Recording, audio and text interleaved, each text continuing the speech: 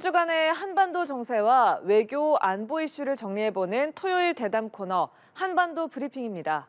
국제 외교 안보 분야 담당하는 이치동 기자 나와 있습니다. 어서 오십시오. 네, 안녕하세요. 네, 먼저 이번 주 주요 사안부터 소개해 주실까요?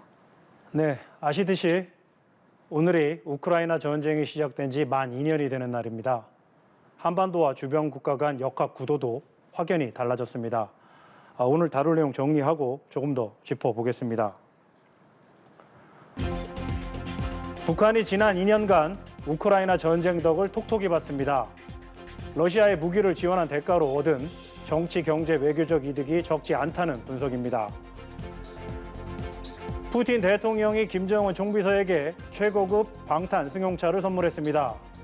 브로맨스의 징표인 밸런타인데이 선물일 수도 있고 미사일 조공에 대한 하사품일 수도 있습니다. 우리 정부가 7월 14일을 북한 이탈 주민의 날로 제정하기로 했습니다.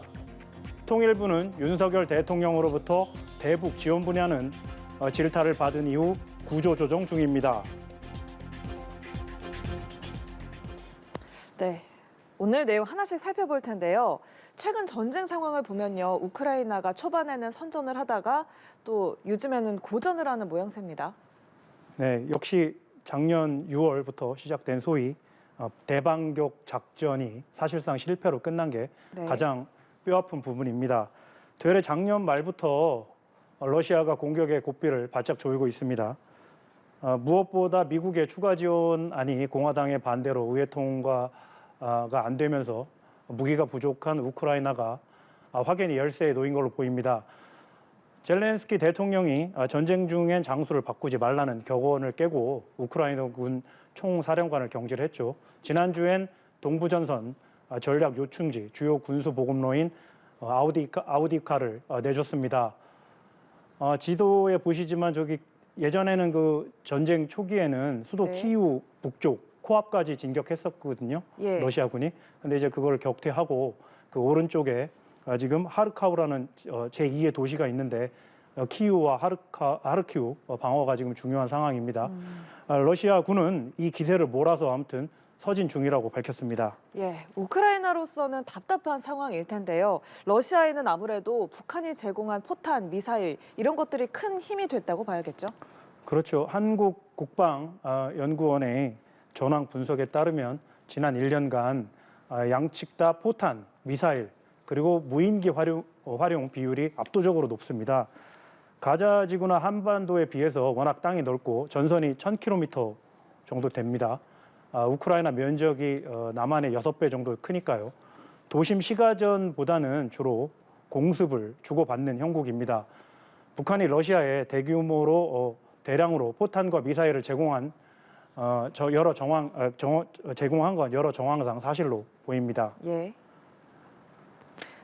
이제는 북한 탄도 미사일 종류까지 특정해서 나오는 상황입니다. 직접 들어보시겠습니다. At least 24 ballistic missiles of allegedly North Korean origin were used during Russia's missile attacks on the territory of Ukraine. Preliminary analysis suggests that such missiles can contain high explosive warheads with a capacity of from 500 to 1,000 kilograms in the equivalent of trotyl. 수거한 잔해에서 한글 문양도 발견됐고 또 그 고체연료 화성 11호 등 KN 계열 단거리 탄도 미사일이라는 게 우크라이나 당국의 설명입니다. 정확도 문제 때문에 주거지에 떨어지는 비율이 높아서 민간인 사상자가 속출하고 있다고 전했습니다. 요즘 이란까지 러시아에 탄도미사일을 보낸다는 얘기가 있어서 바이든 행정부가 바짝 긴장하고 있는 상황입니다. 예. 이런 정황을 종합해 보면요, 북한이 우크라이나 전쟁에 간접적으로 참여하고 있다라고 볼 수 있을 텐데요. 작년 9월에 김정은과 푸틴이 정상회담을 하지 않았습니까? 이게 결정적이었다고 볼 수 있는 거죠? 네, 그렇죠. 그 우크라이나 전황과 북러 관계의 일련의 흐름이 맞물려 있습니다. 러시아가 작년 5월에 바흐무트라는 우크라이나 동부 도시를 점령할 때까지는 거침이 없었습니다. 말씀드린 대로 작년 초여름 당시엔 우크라이나가 서방에서 무기를 잔뜩 지원받고 대반격에 나섰는데 러시아는 속전속결 계획에 차질이 생기면서 포탄 재고가 줄던 차에 7월 말 평양에서 정전 기념일 행사, 북한에서는 전승절이라고 부르는 행사가 열립니다. 예. 여기에 쇼이구 국방장관이 참석해서 김정은을 만났고요. 직후에 북한이 러시아에 무기 지원을 본격화했다는 보도가 나오고 9월에는 보스토치니 우주기지에서 김정은과 푸틴이 만납니다. 예. 모스크바가 아니고 푸틴이 극동지역 우주기지까지 가서 김정은을 맞이한 건데요. 배려를 한 거죠. 이후 북한이 군수공장을 풀로 가등해서 포탄을 찍어내고 있고 상당히 많은 양의 물자가 러시아에 전달된 정황이 속속 드러나고 있는 상황입니다. 예, 이렇게 북한이 러시아에 큰 도움을 줬겠다고 볼 수도 있겠지만 또 세상에 공짜는 없잖아요. 북한도 어떤 특수를 누렸을 것 같은데요. 푸틴 입장에서는 북한의 군사 지원이 가뭄의 단비였고 김정은에게도 정치, 경제 그리고 대외 관계 측면에서 타이밍이 잘 맞아떨어졌다고 볼 수 있습니다. 당시 하노이 회담이 결렬된 이후에 리더십이 적지 않은 타격을 입은 상태였고요. 예. 코로나 국경 봉쇄로 경제적인 어려움에 주민 불만도 상당히 컸습니다. 북중 관계는 예전 같지 않고 또 미국과 한국에서는 정권 교체로 기댈 때도 없어졌었죠. 우크라이나 전쟁이 평소 자신을 거들떠보지도 않는 푸틴과 손잡을 기회를 준 겁니다. 또한 고립을 탈피하고 여러 국내의 어려움을 돌파하는 계기가 됐고요. 우크라이나의 무기를 제공한 대가로 식량과 원유 등 에너지 지원을 받았고 첨단 무기 개발에도 러시아 도움을 기대할 수 있게 됐습니다. 물론 한국도 방산 측면에서 어느 정도 특수를 누리기는 했습니다. 우크라이나에 직접 무기 지원을 하진 않았지만 미국이나 유럽이 우크라이나에 탄약이나 포탄을 지원하고 나면 그 빈자리를 우리가 이제 수출한 물자로 채웠거든요. 그리고 또 폴란드 등 동유럽 국가의 무기 구매 수요가 늘어서 계약도 제법 많이 체결했습니다. 2차 세계대전 이후에 유럽 쪽이 특히 이제 군비 축소를 많이 해서 남북한만큼 실전 무기를 쌓아놓고 또 신속한 생산 능력을 갖춘 데가 별로 없는 상황입니다. 예, 전쟁 도움에 대한 보답 차원이라고 봐야 될까요? 푸틴 대통령이 김정은 노동당 총비서에게 방탄이 되는 고급 승용차를 선물을 해서 화제가 됐습니다. 네, 18일이죠. 김여정 노동당 부부장이 가서 직접 받았다는 거거든요. 네. 이틀 후에 북한 관영 매체가 보도를 했거든요. 그리고 크렘린궁이 곧바로 러시아산 아우루스 세나지라는 고급 방탄 리무진을 선물했다고 밝혔습니다. 김정은이 9월 정상회담 때 푸틴이 타고 온 차를 둘러보고 앉아보기도 했는데 좋아해서 하나 줬다는 겁니다. 예. 완벽한 방탄에 차 밑에서 어지간한 폭탄이 터져도 끄떡없다고 합니다. 가격은 옵션별로 5억 원에서 11억 원 정도 된다고 합니다. 러시아가 승인한 대북제재 결의안에 따르면 북한 정권 인사를 위한 사치품 반입은 물론 운송수단 이전은 불법입니다. 한번 들어보시죠. So I did see that report. I actually, frankly, didn't know there was such a thing as a Russian luxury car. I hope Kim got the extended warranty. I'm not sure if I were buying a luxury car, Russia would be the place I would look, even if it wasn't with respect to sanctions. 매슈 대변인 말이 끝나고 나서 AP통신 기자가 김정은이 아마 그 보험회사에서 스팸 전화를 많이 받을 거다 이렇게 농담을 합니다. 예. 우크라이나 전쟁 2주년 즈음에 대표적인 반푸틴 인사인 알렉세이 나발리가 옥중 의문사를 하면서 애도의 물결이 거셌고요. 또 반러 정사가 팽배한 와중에 독재자 간 고급 승용차 외교에 대한 그 조롱조의 반응을 낸 겁니다. 예, 그러니까 말씀하신 것처럼 9월에 두 사람이 만났을 때 김정은 총비서가 이 차량을 마음에 들어해서 선물해 줬다는 거잖아요. 그럼 그로부터 시간이 한 반년가량 흘렀는데 이제서야 준 이유가 따로 있을까요? 글쎄요. 김정은 생일이 1월 8일로 알려져 있거든요. 그럼 이제 생일 선물도 아니고 뭐 주문 제작을 했다면 시간이 좀 걸렸을 수도 있을 것 같긴 제작 합니다. 시간이요. 그렇죠.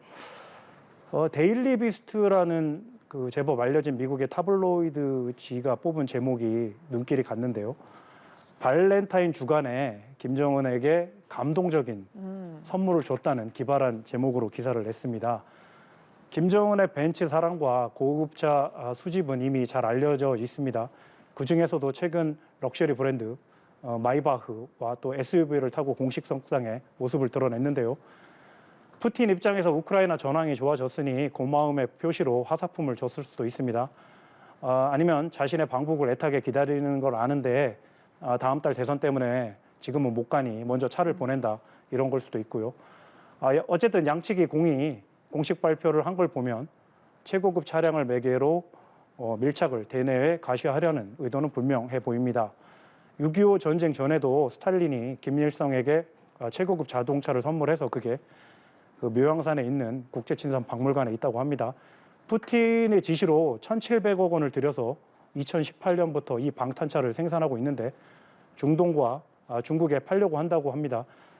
대북 제재를 공개적으로 무시한다는 비판이 있지만 이건 신경 안 쓰는 부분이고 어쨌든 이번에 적자는 광고, 마케팅 효과를 본 것 같습니다. 예, 그럼 이제 국내 소식도 알아볼까요? 북한 이탈 주민의 날 7월 14일로 정해졌다고요? 네, 그렇습니다. 7월 14일로 한 이유가 북한 이탈 주민의 보호 및 정착 지원에 관한 법률이 시행된 날이거든요. 예. 이 법이 1997년에 시행됐는데 당시 연간 50명가량의 탈북민이 들어와서 총 840명 정도였는데 현재는 3만 4천여 명이 됐습니다. 이 중에 이제 뭐 여성이 한 70% 정도 된다고 합니다. 아무래도 예전에도 말씀드렸지만 중국에서 직장을 구하거나 은신하는데 상대적으로 용이하기 때문이거든요. 통일부는 법 취지에 따라 탈북민에 대한 인식 개선과 정착 지원을 통한 남북 주민 간 통합을 가속화한다는 계획입니다. 대통령 직속으로 국민통합위원회라고 있습니다. 김한길 전 의원이 이끄는 건데요. 이번에 여기서 탈북민 포용 정책 등을 발굴하는 북배경 주민과의 동행 특별위원회를 출범시켰습니다.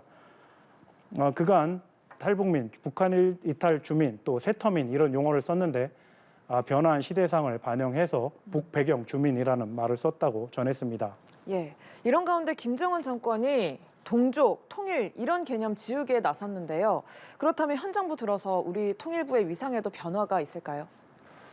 네, 이제 남북한을 통틀어서 통일이라는 통일이라는 단어가 들어간 명칭을 쓰는 부처가 아마 통일부가 유일할 겁니다. 예. 북한이 심지어 전철역 이름에도 통일역에서 통일을 빼고 역으로 표기한 거로 전해졌습니다. 앞서 한반도 전체를 뜻하는 삼천리라는 단어를 북한판 애국가에서 빼버린 것으로 확인된 바 있습니다. 예. 이보다 앞서 우리 통일부의 체질 개선이 먼저 시작됐는데요. 작년 7월에 윤석열 대통령이 통일부가 마치 대북 지원부와 같은 역할을 해왔는데 이제는 달라질 때가 됐다고 언급하면서 구조 조정이 본격화됐습니다. 통일부 내 부서명에서 교류, 협력 이런 것이 다 빠졌는데요. 교류 협력국 또 남북 회담 본부 등을 남북관계 관리단으로 통폐합했습니다. 부처 정원도 617명에서 536명으로 줄였습니다. 80명 정도 감소한 거죠. 예. 몇몇은 다른 부처로 가고 일부는 교육 형식으로 자리를 비웠습니다. 학자 출신 김영호 장관은 올해 통일부의 목표를 북한 실상 알리기로 정했습니다. 북한이 우리 국민을 분열시키는 대남 심리전에 열을 올리고 있는데 대응의 핵심은 북한에 대해 정확히 알고 또 제대로 알리는 거라고 강조했습니다. 네, 무엇보다 러시아의 침공으로 시작된 우크라이나 국민들의 고통이 얼른 끝났으면 좋겠습니다. 이번 전쟁 결과에 따라 한반도와 세계 정세에도 큰 영향이 있을 겁니다. 먼 곳에서 벌어지는 전쟁이지만 우리가 관심을 기울이는 이유입니다. 오늘 한반도 브리핑 여기서 마칩니다. 이시동 기자 오늘 고생 많으셨습니다.